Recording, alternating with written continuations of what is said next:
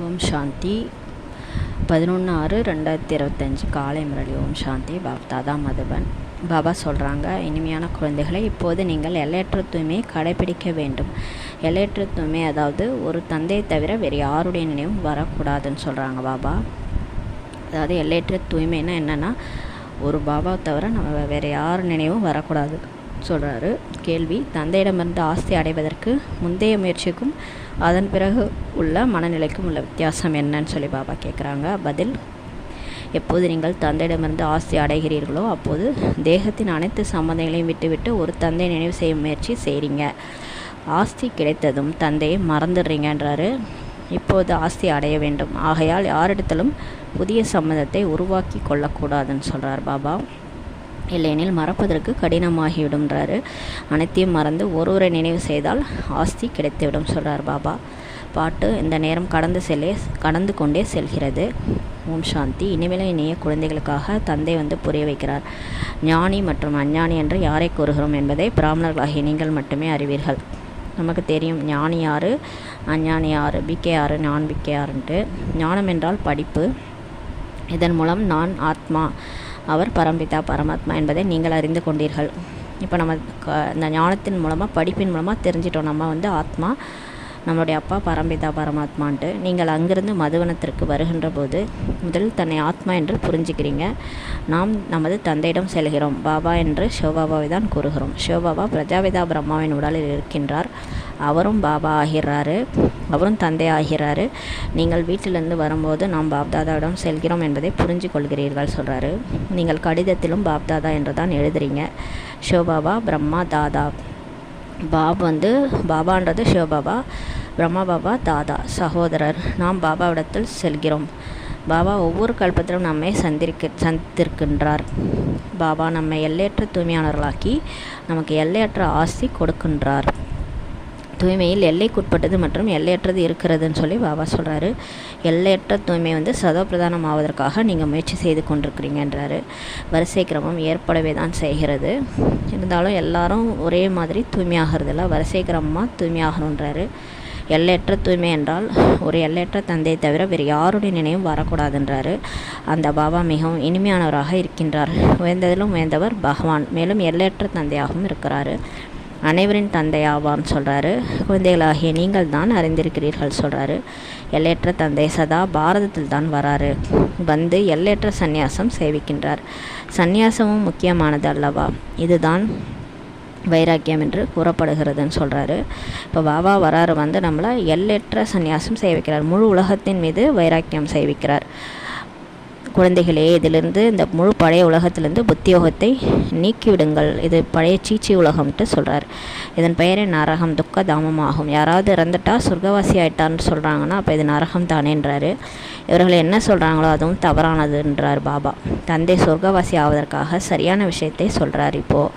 இப்போ தான் நமக்கு சரியான விஷயத்த கடவுள் சொல்கிறார். சொர்க்கவாசி ஆவதற்காகவும் கூட தந்தையை தவிர வேறு யாரும் முயற்சி செய்விக்க முடியாது. 21 பிறவிகளுக்கு சொர்க்கவாசி ஆவதற்காக நீங்கள் இப்போது முயற்சி செய்து கொண்டிருக்கிறீங்க சொல்கிறார் பாபா. ஆக்கக்கூடியவரோ தந்தை தான் ஆவார்.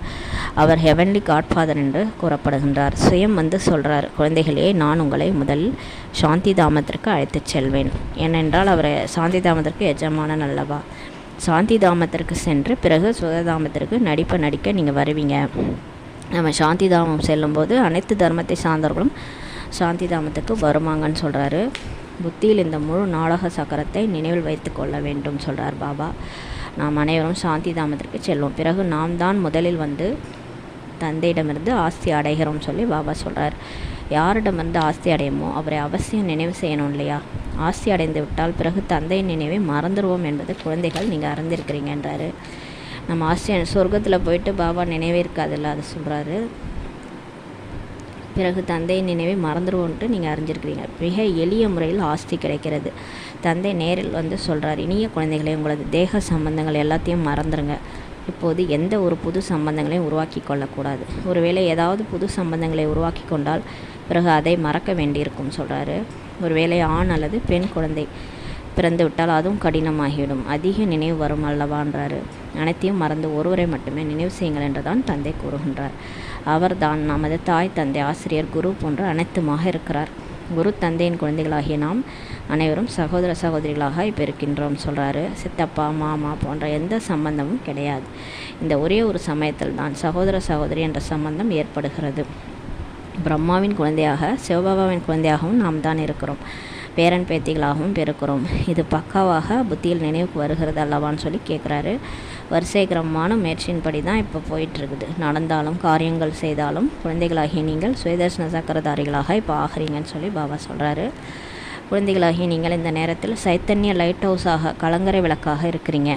உங்களது ஒரு கண்ணில் முக்தி தாமவிற்கு, இன்னொரு கண்ணில் ஜீவன் முக்தி தாமம் சொர்க்கம் இருக்கிறதுன்றார். இந்த கலங்கரை விளக்கு ஜடமான கலங்கரை விளக்கு. அந்த கலங்கரை விளக்கு, அந்த கப்பல்லாம் வரும் இல்லையா, அது வழிகாட்டும். அது ஜட கலங்கரை விளக்கு. ஆனால் நம்ம சைத்தன்ய கலங்கரை விளக்கமாவீர்கள்ன்றாரு. உங்களுக்கு என்ன ஞானம், உங்களுக்கு தான் ஞானக்கண் கிடைத்திருக்கிறது. நீங்கள் ஞானமுடையவர்களாகி இப்போ எல்லாருக்கும் வழிகாட்டுறீங்கன்றாரு.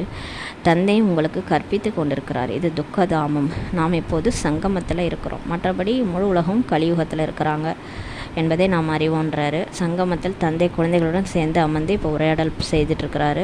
மேலும் குழந்தைகள் தான் இங்கே வராங்க. பாபா இன்னாரை அழைத்து வரலாமான்னு சில குழந்தைகள் கேட்குறாங்க. பாபா சொல்கிறாரு, குணங்களை கற்றுக்கொள்ள முடியும், அம்பு பதிந்திரும். நல்லது தானே. ஆக பாபாவிற்கு கருணை வருகிறது. அவர்களுக்கும் நன்மை ஏற்பட வேண்டும்ட்டு பாபா நினைக்கிறாரு. இந்த புருஷோத்தம சங்கமிகம் என்பதை குழந்தைகளாகி நீங்கள் அறிவீர்கள். இந்த நேரத்தில் தான் நீங்கள் புருஷோத்தமங்களாக இப்போ ஆகிறீங்க. கலியுகத்தில் அனைவரும் அசுத்தமானவர்களாக இருக்கிறாங்க. உத்தம புருஷர்களாகிய லட்சுமி நாராயணனை வணங்குறாங்க. சத்தியுகத்தில் யாரும் யாரையும் வணங்குவது கிடையாதுன்னு சொல்கிறாரு. இங்கே இருக்கும் அனைத்து விஷயங்களும் அங்கே சத்தியுகத்தில் இருக்காது. நல்ல முறையில் தந்தையின் நினைவிலிருந்து சேவை செஞ்சீங்கன்னா நாளடைவில் உங்களுக்கு சாட்சாத்காரமும் ஏற்படும் என்பதை தந்தை புரிய வச்சிருக்கின்றார். நீங்கள் யாருக்கும் பக்தி செய்வது கிடையாதுன்றாரு. உங்களுக்கு தந்தை தான் படிப்பு கற்பிக்கின்றார். வீட்டில் அமர்ந்து கொண்டே தானாகவே சாட்சாத்காரம் போன்றவைகள் ஏற்பட்டு கொண்டே இருக்கின்றன. நிறைய பேருக்கு காட்சி கிடைக்குது, பிரம்மா பாபாவுடைய காட்சிலாம். அதுக்கெலாம் பிரம்மா பாபா காட்சி கிடைக்கிறதுக்கெலாம் எந்த முயற்சியும் யாரும் செய்வது கிடையாதுன்றாரு.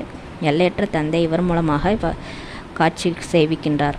பக்தி மார்க்கத்தில் யார் யார் மீது என்ன பாவனை வைக்கிறாங்களோ அவங்களது சாட்சாத்காரம் ஏற்படுகிறது. இப்போ சிவன் முருகரை தீவிரமாக பக்தி செய்கிறாங்கன்னா முருகரோட காட்சி கிடைக்குது. கிருஷ்ணருடைய தீவிர பக்திக்கு கிருஷ்ணர் காட்சி கிடைக்குது. அங்கே முயற்சியின் மூலமாக காட்சி கிடைக்குது.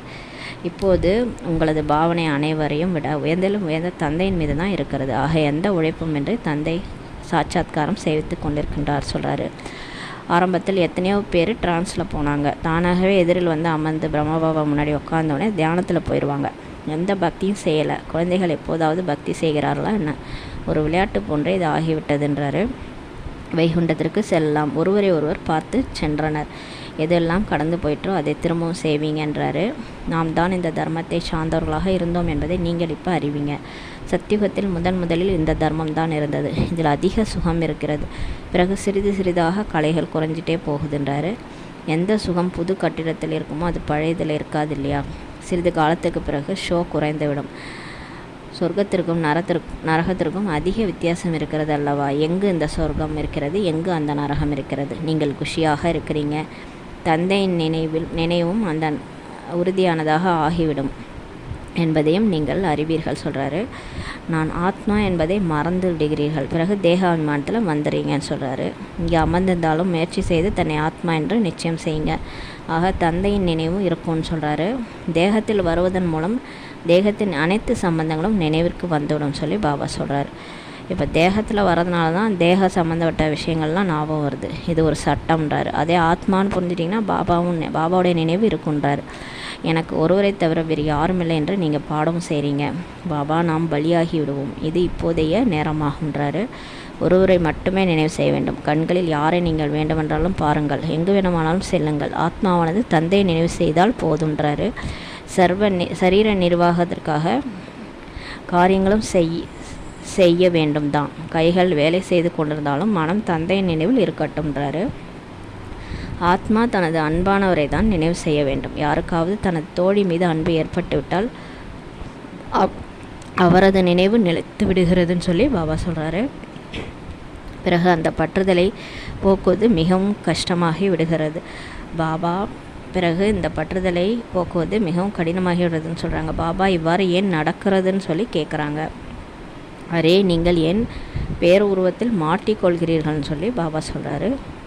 ஒன்று, நீங்கள் தேகாபிமானியாக ஆகிறீர்கள். மற்றொன்று, உங்களது கடந்த கால கணக்கு வழக்கு இருக்கிறது, அது ஏமாற்றிடுதுன்றாரு.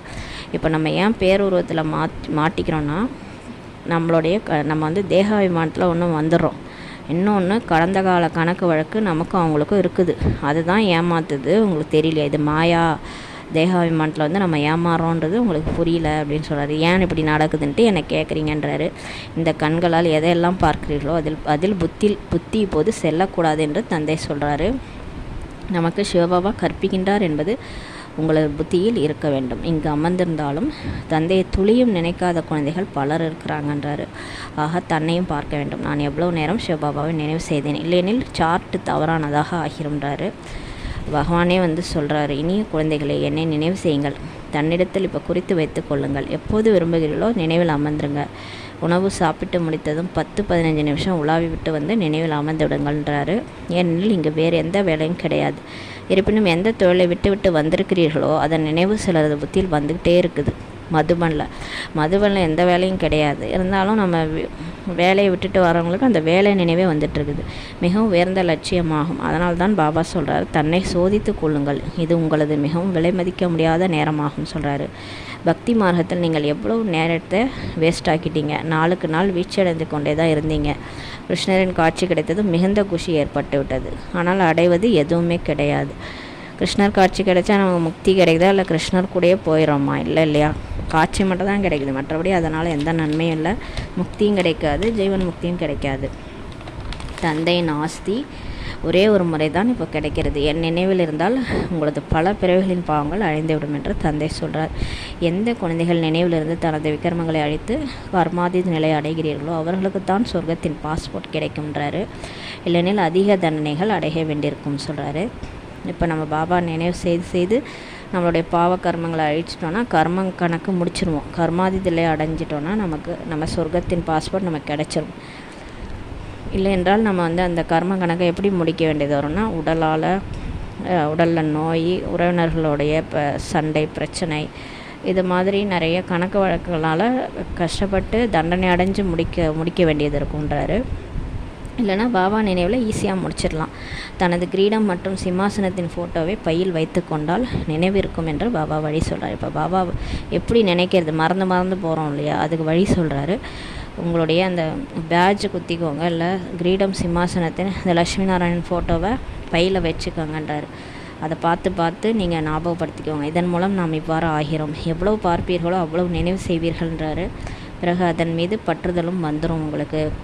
நான் இவ்வாறு ஆகி கொண்டிருக்கிறேன்ட்டு நம்ம வந்து நினைவு செய்வோம். நரனிலிருந்து நாராயணன் சித்திரத்தை பார்த்து குஷி ஏற்படும். சிவபாபாவின் நினைவு கூட வரும். இவை அனைத்தும் முயற்சிக்கான யுக்திகள்னு சொல்லி பாபா சொல்கிறாரு.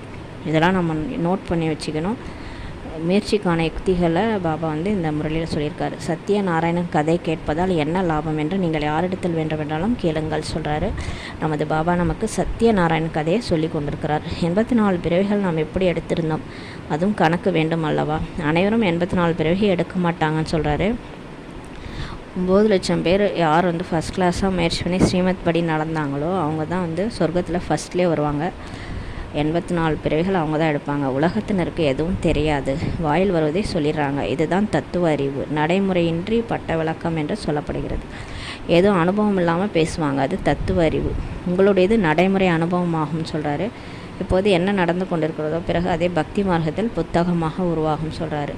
நீங்கள் சுயதர்சன சக்கரதாரியாகி விஷ்ணுபுருவிக்கு வருவீர்கள். இது புது விஷயமாகும். ராவண ராஜ்யம் பொய்யான கண்டமாகும். பிறகு சத்திய கண்டம் ராமராஜ்யம் உருவாகும் சொல்கிறாரு. சித்திரங்களில் மிக தெளிவாக இருக்குது. இப்போது இது பழைய உலகின் இறுதியாகும் சொல்கிறார் பாபா. 5000 ஆண்டிற்கு முன்பு கூட விநாசம் ஆகியிருந்தது. நமக்கு யாரோ தூண்டுதல் கொடுக்குறாங்க, அதன்படி தான் நாம் இவை அனைத்தும் செய்து கொண்டிருக்கிறோம்ட்டு சயின்டிஸ்ட்டு நினைக்கிறாங்க. நாம் இதை செய்தால் இதன் மூலம் அனைவரும் அழிஞ்சிருவாங்கன்னு கூட புரிஞ்சிருக்கிறாங்க. ஆனாலும் அடிமையாகி இருக்கிறாங்க. அந்த வேலையை செஞ்சு தான் ஆகணும், பயத்தில் இருக்கிறாங்கன்னு சொல்கிறாரு.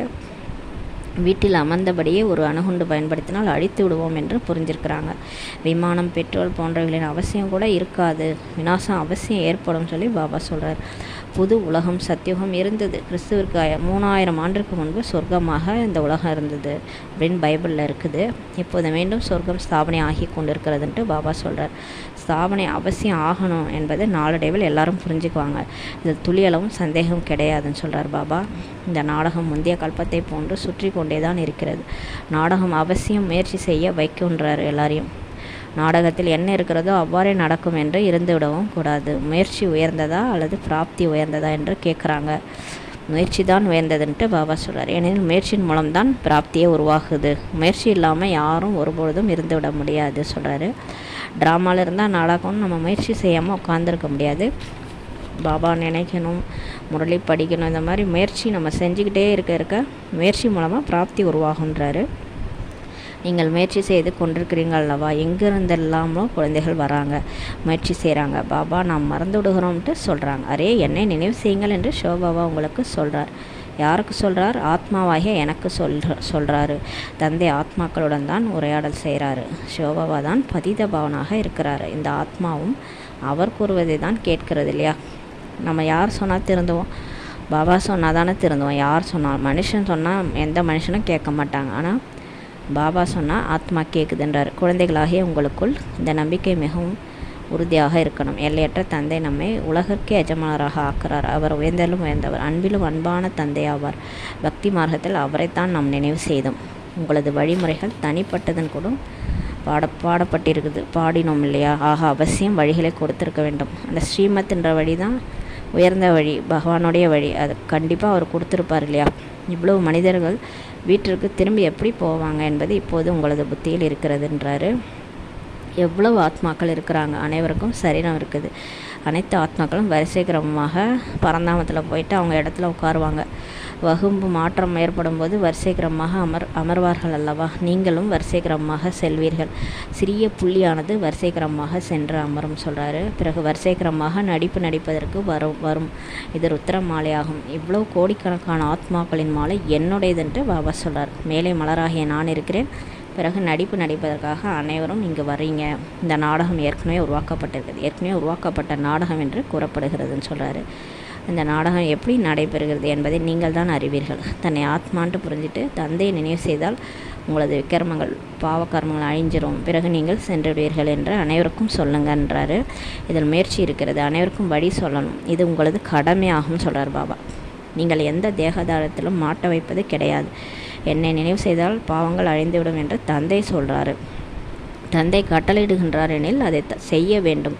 கேட்பதற்கு என்ன இருக்கிறது? எப்படியாவது பாபாவை நினைவு செய்யுங்கள். இதில் பாபா என்ன இரக்கம் காட்டுவார்? இதில் என்ன கேட்குறதுக்கு இருக்குது? என்னை நினைவு செய்யுங்க அப்படின்றார். ஆஸ்தியை நீங்கள் தான் அடையணும் இல்லையா? தந்தை சொர்க்கத்தை படைப்பவரெனில் கண்டிப்பாக சொர்க்கம் என்ற ஆஸ்தி கிடைக்கும்னு சொல்கிறாரு. இந்த மரம் இப்போ பழையசாயிடுச்சு என்பதை இப்போது நீங்கள் அறிவீர்கள். ஆக இந்த பழைய உலகின் மீது வைராக்கியம் ஏற்படுகிறது. இதுதான் எல்லையற்ற வைராக்கியம் என்று கூறப்படுகிறது. அந்த அடையோகிகளுடையது எல்லைக்குட்பட்ட வைராக்கியம். அவர்களால் எல்லையற்ற வைராக்கியத்தை கற்றுக் கொடுக்க முடியாதுன்னு சொல்கிறார் பாபா. எல்லையற்ற வைராக்கியம் உடையவர்கள் எல்லைக்குட்பட்டதை எப்படி கற்றுக் கொடுப்பாங்க? பாபா எல்லையற்ற வைராக்கியம் உடையவர். அவர் எப்படி இந்த எல்லைக்குட்பட்ட சந்நியாசத்தை சொல்லிக் கொடுப்பாரு? இப்போது தந்தை சொல்கிறாரு, செல்லமான குழந்தைகளே, எவ்வளவு செல்லமான தந்தை என்றும் நீங்கள் சொல்கிறீங்க. 63 பிறகுகளாக தந்தை தான் நினைவு செஞ்சீங்க. எனக்கு ஒரு தந்தையை தவிர வேறு யாரும் இல்லைன்னு சொல்லி பாபா சொல்கிறார். அவ்வளவுதான். இப்படி இருந்தீங்கன்னா கரை சேர்ந்துடும் படகு. அவர் தானே பக்தி செஞ்சோம் 63 பிறவிகளாக, அவரையே தான் நினைக்கணும். எனக்கு அவர் தவிர யாரும் இல்லை. அவ்வளோதான் சொல்கிறாரு. நல்லது. இனிமேல் என்னையே தேடி கண்டெடுக்கப்பட்ட செல்ல குழந்தைகளுக்கு தாயும் தந்தையுமான பாப்தாதாவின் அன்பு நினைவுகள் மற்றும் காலை வணக்கம். ஆன்மீக குழந்தைகளுக்கு ஆன்மீக தாய் தந்தை நமஸ்காரம். நம்ம ஆன்மீக குழந்தைகள் ஆன்மீக தாய் தந்தைக்கு நமஸ்காரம். தாரணைக்கான முக்கிய சாரம். ஃபர்ஸ்ட் பாயிண்ட்டு, சொர்க்கம் செல்வதற்கான பாஸ்போர்ட் அடைவதற்கு தந்தையின் நினைவின் மூலம் தனது விக்கிரமங்களை விநாசம் செய்து கர்மாதித் நிலையை உருவாக்கி கொள்ள வேண்டும். தண்டனையிலிருந்து விடுபடுவதற்கான முயற்சி செய்ய வேண்டும். 2வது பாயிண்ட்டு, ஞானமுடையவர்களாகி அனைவருக்கும் வழி கூற வேண்டும். சைத்தன்ய கலங்கரை விளக்கு ஆக வேண்டும். ஒரு கண்ணில் சாந்தி தாமம், மற்றொரு கண்ணில் சுகதாமம் இருக்க வேண்டும். இந்த துக்கதாமத்தை மறந்துவிட வேண்டும் சொல்லி பாபா சொல்கிறாரு. வரதானம், ஒவ்வொரு ஆத்மாவையும் உயர்த்துவதற்கான பாவனையுடன் மதிப்பளிக்கக்கூடிய சுப சிந்தனையாளர் ஆகுக. ஒவ்வொரு ஆத்மாவையும் உயர்த்தணுன்னா எல்லார் மேலேயும் நல்ல பாவனை வைக்க சொல்கிறாரு. சுப சிந்தனையாளர் ஆகுகன்ற வரதானம் கொடுக்குறாரு. ஒவ்வொரு ஆத்மாக்காகவும் உயர்ந்த பாவனை, அதாவது உயர்த்துவதற்கு அல்லது முன்னேறுவதற்கு பாவனை வைக்க வேண்டும். அதாவது சுப சிந்தனையாளர் ஆக வேண்டும்.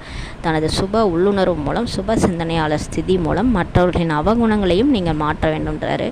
யாருடைய பலவீனம் அல்லது அவகுணத்தையும் தனது பலவீனம் என உணர்ந்து வர்ணனை செய்வதற்கு பதிலாக அல்லது பரப்புவதற்கு பதிலாக உள்ளடக்கிடணுன்றாரு.